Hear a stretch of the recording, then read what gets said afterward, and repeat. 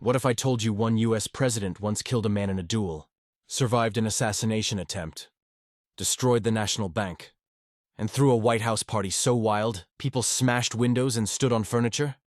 This isn't fiction. It's the real story of Andrew Jackson, the most unhinged president in US history. Before he was president, Jackson was a living legend. A war hero, but also a man driven by fury. At just 13, he fought in the Revolutionary War. Later, he dueled, a lot. One duel, he literally killed a man for insulting his wife. And the bullet the other guy shot him with? Jackson took the hit, then calmly stood there, aimed, and fired back. Doctors couldn't remove the bullet, so it stayed lodged in his chest for the rest of his life.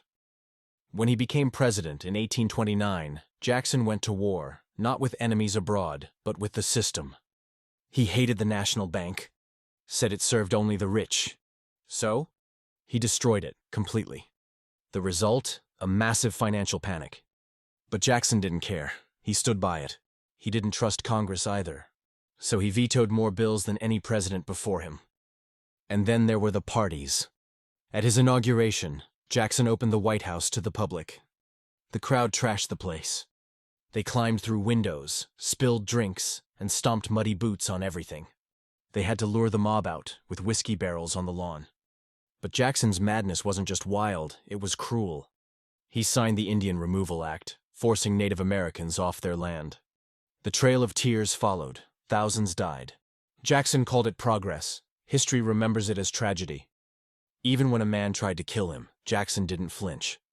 The assassin's gun misfired twice. Jackson beat him with his cane until people dragged him off. So, was he insane? Violent? Visionary? All three?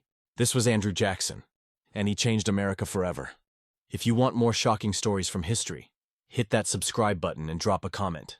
Who do you think was America's craziest president?